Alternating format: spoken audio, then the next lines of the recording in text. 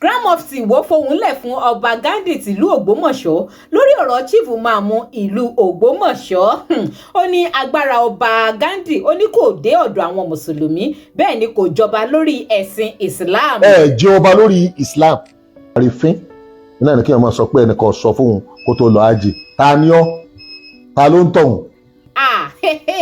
Gbogbo ọ̀rọ̀ yìí ló dá lórí wípé Chief Ìmáàmù ìlú Ògbómọ̀ṣọ́ ó lọ sí ájì lọ́dún yìí kò sì dágbére fún ọba Ghandi tó fi lọ. Nígbà tó dé ọba Ghandi bá fún ní query wípé kí ló dé tí ò fi dágbére fóun kó tó di pé ó lọ sí ájì kó tó travel. Lọ́rọ̀ bá di yánpọnyánrin. Tí ẹ bá sì gbàgbé pé ìjà wà ńlẹ̀ láàrin wọn náà tẹ́lẹ̀tẹ́lẹ̀ tọ́jọ́ ń bára wọn fà lórí ọ̀rọ̀ pé àwọn ìdílé Ayílára ta ni Chief Ìmáàmù kì í ṣe ọmọ ìdílé àwọn. Kódà ẹjọ́ wọn sì ń bẹ ní kóòtù bí mo ṣe bá yín sọ̀rọ̀ yìí. Now nínú fọ́nrán tá a máa jìjọ wí ẹ gbọ́ àwọn nǹkan tí Grand Mufti sọ wípé ọba Ghandi yẹn Soun of Ogbomoso gbọ́dọ̀ ṣe láàárín ọ̀sẹ̀ kan. Wọ́n fọba ní gbèǹdéke ọ̀sẹ̀ kan kó fi gbé àwọn ìgbésẹ̀ kan lórí ọ̀rọ̀ query tó fún Chief Ìmáàmù ìlú Ògbómọ̀ṣọ́ bí bẹ́ẹ̀ kọ́ wàhálà gidi máa ṣẹlẹ̀. Ẹ̀yin èèyàn ọ̀rọ̀ pọ̀ nínú fọ́nrán yìí o. Mufti fohùn lẹ̀ fún ọba Ghandi ní gidigidi tààrà as in ẹ̀yin èèyàn very serious wọ̀tọ̀wọ̀tọ̀ lójúlu ọba Ghandi nínú fọ́nrán yìí. Ibi tọ́rọ̀ ọba Ghandi àti Chief Ìmáàmù ìlú Ògbómọ̀ṣọ́ tí ó padà já sí Ọlọ́run nìkan ló yé. Ọ̀rọ̀ yìí lágbára ó gbẹnu tán ẹ̀yin èèyàn. Ìkànnì Digi Naija television yín tún rèé ẹ máa subscribe and follow us, like and share this video. Now fọ́nrán Grand Mufti òun lélẹ̀ ẹ jẹ́ ká jọ wò máa wá padà wá ká wá discuss ẹ̀. Kódà àtúnka kọ́mẹ̀ǹtì tó wà London ẹ̀ nítorí oríṣiríṣi Gbas Gbos gan làwọn commenters gan jù lóra wọn ní comment. Ẹ jẹ́ àkọ́kọ́ wo fídíò yìí náà mò ń padà. Ẹ má gbàgbé o wípé mo fẹ́ kẹ́ kíyèsí nǹkan mẹ́ta ní ọba Soun. Christian nìyí o, ó ṣeé ṣe kọ́rọ̀ ẹ̀sìn wa kọ́ mọ́ yé yín. Ẹ sì pẹ̀lẹ́pẹ̀lẹ́ tẹ́ bá fẹ́ máa dá sí ọ̀rọ̀ ẹ̀sìn wa. Ẹ sì pẹ̀lẹ́pẹ̀lẹ́ torí kò sí bẹ́ẹ̀ sì dá sí lọ́nà àjà táwọn èèyàn ò ní rò bí nítorí pé ẹ jẹ́ Christian ló jẹ́ ìgbégbèsè tẹ́ gbé. Number 1 tí mo fẹ́ pín ṣàkíyèsí sí.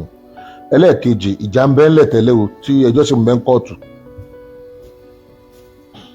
Wọ́n gbé yín lọ sílé ẹjọ́ pé ẹ lẹ́tọ̀ọ́ àti yọ àwọn. Ẹjọ́ ń bẹ ń kóòtù. Ẹ tún wá lọ ìzù query.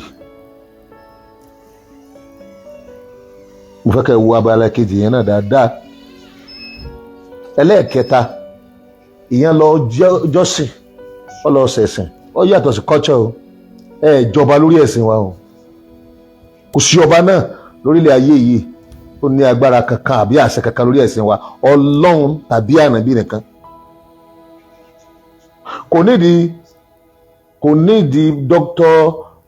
Tolhat Yunus kò nídìí àti gba permission lọ́wọ́ yín nítorí reason mẹ́ta. Reason aláwọ̀kọ́ ni wípé ẹ̀yin gan bẹ́ẹ̀ ṣe wà hùn àwọn àríwọ̀dé lórí nẹ́ẹ̀tì tí wọ́n ní ẹ̀yin gan ìṣọmọ ilé ọ̀dọ̀ yín o, wọ́n láwọn ọmọ yín rí. Ẹjọ́ sì ń bẹ ń kóòtù wọ́n ti yọ yín kóòtù ẹ̀ àpíì ni. So ẹni tí ẹsẹ̀ rẹ̀ ò tí ì dúró tó tó ń mú ìzù query sẹ́nìkan. Ẹ wò dáadáa. Number 2 ó ní wípé ẹ lẹ́tọ̀ọ́ àti kọ query yìí torí pé Christian nìyí gẹ́gẹ́ mo ṣe sọ tẹ́lẹ̀tẹ́lẹ̀. Ẹni tẹ́ ẹ sì kọ́ sí ẹ̀ ń bá jà tẹ́lẹ̀. Wọ́n ní inú ẹ̀sìn rẹ̀ ní bí yín àbí ọ̀rọ̀ ẹ̀sìn rẹ̀ ò yé yín. Number 3 ó yẹ ìsinmi ó yẹ kẹ́ ẹ jẹ́ kí ìfẹ́ wà kẹ́ ẹ ti kóòtù dì náà kẹ́ ẹ parí gbogbo tí ń bẹ ńlẹ̀ kẹ́ ẹ parí ẹ̀. Ẹ lọ ronú dáadáa ọba Soun ta lọba náà nílùú Ògbómọ̀ṣọ́ tọkọrú query bẹ́ẹ̀ rí. Ẹ má gbàgbé o ní pé nílé yìí náà wọ́n ti yan ọba kata tó yọ. Ẹ má bá ọkọ̀ lé yẹn jẹ́ ẹ sì má bà ipò Soun jẹ́. Àrùdù sí èèyàn lọ hajj gẹ́gẹ́ bí ìmáàmù mùsùlùmí. Kò sí ọba kankan tí Islam ń bẹ lọ́wọ́ rẹ̀ àbí lábẹ́ rẹ̀. Ó dà àwọn ọba Mẹ́kà Islam wa kò sí lábẹ́ wọn. Ṣé ìmáàmù yóò kọ́kọ́ máa gbàyànjá lọ́wọ́ yín kó tó kírun wákàtí 5 àbí yóò wá gbàyànjá lọ́wọ́ yín kó tó kí jímọ̀ ẹ̀sìn wa ara ẹ̀tọ́ wa ni tí agbára ìjọba gan ọ̀ka láti sọ fún ayé pé a gbọ́dọ̀ ṣe dẹ́sẹ̀ pé ìjọba ní gbogbo wa wà lábẹ́ rẹ̀. Òfin wo lẹ́rù bẹ́ẹ̀ níná, òfin wo lẹ ní tó ju òfin Nàìjíríà lọ? Fundamental human right, freedom of religion, kò sí òfin àfikán tó ju òfin Nàìjíríà lọ. Tẹ́ ẹ mọ́fin táwọn ẹgbẹ́ Islam bá ṣe tábà bá sọ nípa pé bẹ́ẹ̀ òfin kan bẹ́ẹ̀lẹ̀ kápẹ́ bá lófin irú ẹ̀ kò débi ẹ̀sìn wa o. Islam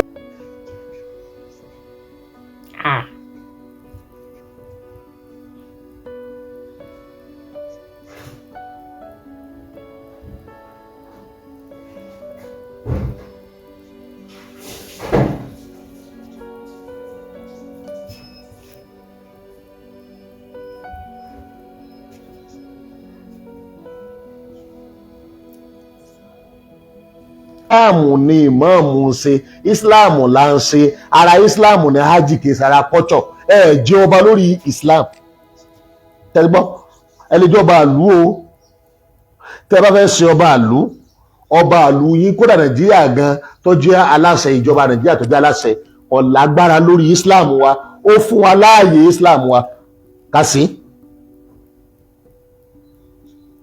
Kábíyèsí ariwo ti pọ̀ jù lórí yín, láìpẹ́ tẹ́ ẹ bá ṣọ́ra gbogbo àwa mùsùlùmí á jáde. Ìmáàmù tọ́lọ́ yàn fún yín ń bẹ̀ yẹn, tọ́lọ́ yàn fún yín ní Ògbómọ̀ṣọ́, ìmáàmù gbogbo àwa mùsùlùmí ilẹ̀ Yorùbá ni. Tí nǹkan kan bá ṣe kò sí ìlú náà láti ní jáde láti sọ fún ìjọba. Kódà tẹ́ ẹ bá lọ rọ ntẹ́ǹsì ń fún yín ju ọ̀sẹ̀ kan lọ, àwa mùsùlùmí ilẹ̀ káàró òjìrì á jáde, á wà tọrọ lọ́dọ̀ ìjọba pé kó stop yín. Bóyá mo bá ṣe ni kó yọ yín àbí kó fún yín lànà bẹ́ẹ̀ ṣe máa ṣe bẹ́ẹ̀ mọ ìlànà tó yẹ kẹ́ máa tẹ̀lé. Ẹ má dogun ẹ̀sìn ẹlẹ́ àwọ̀ ọ̀jágun ẹ̀sìn o, a ṣe wàhálà o, kò sígbà kan tí mùsùlùmí máa ń fa wàhálà o. Mo dẹ̀ sọ fẹ́yìn ẹ mùsùlùmí ìlú Ògbómọ̀ṣọ́ náà yìí pé kì í sọ̀rọ̀ wàhálà lèyí. A fún ọba ní ọ̀sẹ̀ kan péré, ó kó ọ̀rọ̀ ẹ̀jẹ̀ àrífín náà ni kí wọ́n máa sọ pé ẹnìkan sọ fún un kó tó lọ ájì. Ta ni ọ́? Ta ló ń tọ̀hún? Kí wọ́n máa gbàyànjá lọ́wọ́ rẹ̀ láti ṣe Islam tí a. Ọba kankan ò jẹ́ ọba lórí Islam wa. Ẹ lè jọba lórí ìlú tá a jọ wà. Ẹ sì ju òfin Nigeria government lọ. Òfin orílẹ̀-èdè Nigeria constitution ẹ jù lọ. Òfin gangan ó gbé ètò kalẹ̀ láti help hajj kó lè rọrùn. Ẹ̀rọ alẹ́ nìkan ọ̀gbà permission ẹ fún kwérì yín ẹ lọ fi pamọ́ sọ́dọ̀ ara yín. Odidi ọba aládé náà ń bá wí yìí o, odidi ọba aládé nílẹ̀ Yorùbá ó lágbára. Àgbọ̀dọ̀ tó rú pé kì í ṣe pé ọ̀rọ̀ pé kìnnì kankan pé bóyá wọ́n tọwọ́ bọ àṣẹ yín nínú ta ni yín wájú Ọlọ́run. Ṣé pásítọ̀ chọ́ọ̀chì yín ẹni fún kwérì pé kí ló dé tó fi travel? Mo wá pé gbogbo ẹ̀yin mùsùlùmí l'Ógbómọ̀ṣọ́, ẹ jẹ́ kí orí yín ó pé gidi lórí ọ̀rọ̀ èyí. Ẹni ó bá support ní tó bá ṣe yóò sórí burú ni, ọ̀rọ̀ rẹ̀ ó dàrú ni níwájú Ọlọ́run. Ìyẹn lọ perform hajj ṣé nítorí pé àwọn èèyàn wá pariwo wọ́n wá kí bí wọ́n ṣe wá kí Olúwo, kí ni ń bí inú gan? Wọ́n á pera rẹ̀ ní mùsùlùmí, ẹ gbọ́dọ̀ support irú ẹ̀ o. Wọ́n ní síkọ̀ yẹ kó sọ olóyè ọba, àwa ni olóyè ọba. Wọ́n ní kẹ́ ẹ mà sí ni àìsàn olóyè ọba, àìsàn olóyè ọba o, rárá o. Ẹ̀sìn wa kò sí lábẹ́ ọba sẹ́, mùsùlùmí ò sí lábẹ́ ọba. Àmọ́ tá a bá jọ wà ń lò, wọ́n fi yín ṣe ọba iyì, wọ́n kàn kì í ṣe ọba òfin, kì í ṣe ọba aláṣẹ péré tí ń bẹ Nàìjíríà òun náà ní ìjọba. Chairman local government kì í ṣẹgbẹ́ ọba níbi ọ̀rọ̀ òfin àti àṣẹ débi pé a máa tọwọ́ bẹ̀ sí wa. Nígbà tí ẹ ti jẹ́ Christian ẹ yọ̀lẹ̀ tọ̀ ìmọ̀ràn tí ń bẹ́ẹ̀ nù. Kò sí báwọn èèyàn ó sì máa gbọ́rú ọ̀rọ̀ yìí tí inú wọn máa dùn. Tẹ́ ẹ bá rẹ́nìkan tó bá nínú òun dùn, àmọ́ náfìkì ni.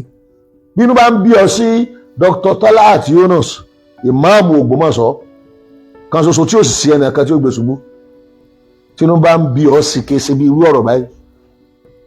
ìyẹn tí á jí ọlọ́run dé ní àṣẹ tọlọ́run ìpèpè tọlọ́run lọ dáhùn rẹ̀ ẹ wá ní kó máa dáhùn query má dáhùn query ẹ bá fẹ́ lọ sí kóòtù kó lọ kóòtù àdèmọ́rọ́ ẹ̀yà ajàfẹ́tọ̀ọ́ ọmọnìyàn tẹ̀ ń bẹ lọ́yọ̀ state ẹ gbé ọba ìgan lọ sílé ẹjọ́ kẹ́ ẹ sọ fún pé kò gbọ́dọ̀ ẹ̀yà ará Ọ̀yọ́ state náà ní ẹsẹ̀ kò gbọ́dọ̀ dá sọ́rọ̀ ẹ̀sìn bá mọ́ kọ́ mọ́ bàá máa dájà alẹ̀ kí ilé ẹjọ́ kó sọ fún pé kò gbọ́dọ̀ dá sí ọ̀rọ̀ ẹ̀sìn bá mọ́ lọ́ba pàṣẹ fáwọn ará ṣọ́ọ̀ṣì rẹ̀ bọ́ bà gbó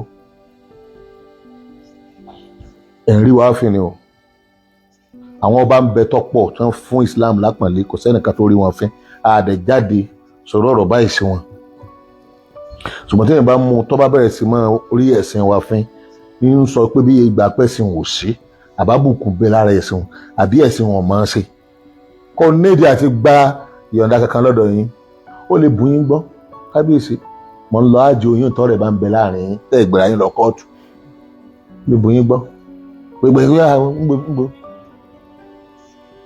yóò gba ìyọ̀ǹda lọ́wọ́ yín fún kíni tọ́ rẹ̀ bá ń bẹ láàrin yín ó lè bù yín gbọ́ kábíyèsí ó mo fẹ́ travel gẹ́gẹ́ bí ọ̀rẹ́ sọ́rẹ̀ ṣùgbọ́n nígbà tó pé ìgbéra yín lọ ilé ẹjọ́ ẹlẹ́ẹ̀ẹ́sẹ̀ ti pánẹ́ẹ̀lì ẹ̀ yọ ìsọmọlé ayélujára gbogbo oríṣiríṣi ọ̀rọ̀ náà ń gbé ábà yín tẹ́yìn náà ń wẹ́kọ̀mù ẹ̀ rí bí yín ṣe tó nígbà tẹ́ ẹ̀ dá wọn tí wọ́n ń fọ gbólóhùn àbùkù kọ́kàlùkù ọlọ́rin mọ̀ dáadáa yìí pé kò sí ẹnìkan tó bá ya wèrè lókù ní Islam náà tako Dr. Yunus Taliat oyè Islam oyè ìmáàmù kì í ṣe ilé alára lónìí o wọn èfi lé tó wọn máa ń fi máa tó wọ́n sì máa ń fi àṣẹ ìjọba Islam tí ì ṣẹbọ tí ì lọ ṣọ́ọ̀ṣì àṣẹ ìjọba Islam tí ó mọ̀ ju Islam nìkan lọ wọ́n máa fi tò tọ̀gbà bẹ́ta ló láṣẹ Islam ṣe pásítọ̀ tọ́jọba ní Ògbómọ̀ṣọ́ ló láṣẹ Islam ni àbí ọba tí wọ́n ṣe ìrúbọ fún kó tó dórí oyè ta ni gọ́ọ̀mẹ̀ntì gan ọ̀gbọ́dọ̀ sọ pé òun fẹ́ ìzùpẹ̀rì bá a ṣe wà ní ìsìn bí mọ̀mùsọ̀ wà ní ìsìn kìí ṣe olóyè tí gọ́ọ̀mẹ̀ntì lè sọ pé ó ṣe ṣe báyìí gọ́ọ̀mẹ̀ntì fúrí wa ká máa ṣe sí wa àwọn olóyè yín tẹ̀jọ wà láàfin tẹ̀jọ ń ṣe oyè yín láàfin báyà lẹ́lẹ́ máa fún kwérì báwọn ń pè pé oyè ààfin ni gbogbo ẹ̀yin mùsùlùmí níbikíbi tẹ́ ẹ bá rí ẹwà bí ṣe rí nù o ẹ má gbé Islam dé abẹ́ ààfin kankan àfààfin tó bá jẹ́ pé ààfin yẹn náà ààfin Islam ni bólúwo ṣe rí nìsín wọn ò wé ńlá wa ní àṣà wa ni olúwọ̀sẹ́ yóò wé láwa ni kò sí gbọdọ̀ mọ́ lọ jímọ̀ yóò sì wé láwa ni so kò yóò gbà pé bí tí a ṣe rí ń bí inú olúwo gẹ́gẹ́ fúnra rẹ̀ pẹ̀lú adé rẹ̀ nínú tàn ó kírun jímọ̀ táwọn èèyàn kírun lẹ́yìn ẹ̀ so tí ẹ̀ yàtọ̀ àmọ́ ní gbogbo ìlú yòókù nílẹ̀ káàárọ̀ òjìrì tí ò nírú ìtàn Islam báyìí àbí doctrine Islam báyìí yẹ gbọ́dọ̀ mọ́ ṣọ́ra sí Christian ẹ̀sìn tí ẹnìkan ò ní yíṣù kwérì fún pásítọ̀ church yín kó ṣe báyìí látà Áfíríkà kan ẹ̀sìn tí ẹlẹ́bọ ṣe tiẹ̀ mùsùlùmí náà kẹjú ṣe tiẹ̀ lọ́tọ̀ so tẹ́yìn bá jọba wọ́n ti límìtì gbogbo tó bá jẹ́ ọ̀jọba lórí ẹ̀sìn wa o ọ̀jọba anybody ọ̀jọba lórí ẹ̀sìn wa o kódà ọba tán pè lọ́ba mùsùlùmí gan kò gbọ́dọ̀ tako Islam tó bá tako Islam á gbé sẹ́gbẹ̀ kan ni ká tó ń bèrè tí bá ṣe mùsùlùmí ẹ̀sìn mọ́ ọ̀rọ̀ mi pé bóyá bí èébú náà ìṣe reality àwọn èèyàn ń bínú jù báyẹn lọ wọ́n ń bínú jù báyẹn lọ wọ́n fẹ́ kí àwa mùsùlùmí ká dìde sí yín bẹ̀tà sọ fún yín pé ìjọba ní ká fẹjọ́ yín sùn kó kó èrè ẹ̀yìn gan pé ṣé ẹ fẹ́ máa dá ìjẹ ẹ̀sìn lẹ́ni kọ́dẹ̀ kọ́ yín kọ́ sọ fún yín ibi tágbára yín tó mà ètò pé à ń fún yín nímọ̀ràn rẹ̀ ní ẹ̀sìn ìdí tá a fi ń fún yín nímọ̀ràn náà ní pé kẹ́ ẹ má bàa máa kọ́ sí wàhálà ẹ̀sìn. ọ̀rọ̀ lẹ́gbọ́ yìí ẹ̀yẹ èèyàn kí ló opinion ti yín lórí ẹ̀ ẹ máa bá mi jù sí comment ká tó máa lọ ẹ jẹ́ ká lọ ka Gbas Gbos tó ṣẹlẹ̀ ní comment section videogram of ti yìí ẹnìkan ewé Samson Ọpẹ́yẹmí ó comment pé this isn't practicing good leader I don't expect him to address this issue this way. Ẹni yẹn comment bẹ́ẹ̀ ẹ wá lọ wo ohun táwọn èèyàn fi ń reply ẹ̀ ní under comment Gbas Gbos yẹn serious ẹ̀yin èèyàn ẹnìkan Adépọ̀jù Ridwanu Adébíyì ó reply wípé use your word and address the issue the way you feel like. Ọlálékan FJR ó ní you again big bro okay o. Ewé Samson wá dá lóhùn padà pé kí ni mo ṣe o. Ọlálékan FJR wá ní make I save my comment sir. Demola Yusuf ní I don't think you are okay. Demola Yusuf tún wá dá padà pé can your king ask Adeboye to take permission from him before he could do anything. In fact, I think you are a learner. Ewé Samson wá dá lóhùn pé wàhálà wà o àbí lórí pé ẹni ẹlẹ́ni fòpinion ẹ̀ sí comment ó ṣe tún wá di wàhálà ó ṣe tún di rántó lábẹ́ comment wọ́n náà sí comment tiẹ̀ lọ́tọ̀ àbí bò ló ṣe ń dìjà eléyìí lágbára o. Ewé Samson ní wàhálà wà o on top waiting àbí. Ewé Samson Ọpẹ́yẹmí tí wá ní everybody have freedom to use our own opinion na àbí náà ẹni ẹlẹ́ni fún opinion ẹ̀ síbẹ̀ bó ló ṣe tún di wàhálà àwọn èèyàn míì ṣáà like trouble trouble sáà ní second name ẹlòmíì gan. Wọ́n wá jẹ́ kẹ́ni ẹlẹ́ni lọ́ọ́ máa ṣàlàyé fọ́dà ó lọ́ọ́ ń ṣàlàyé ẹ̀yin èèyàn ó ní try understand me o nothing continues me with Imam and Soun.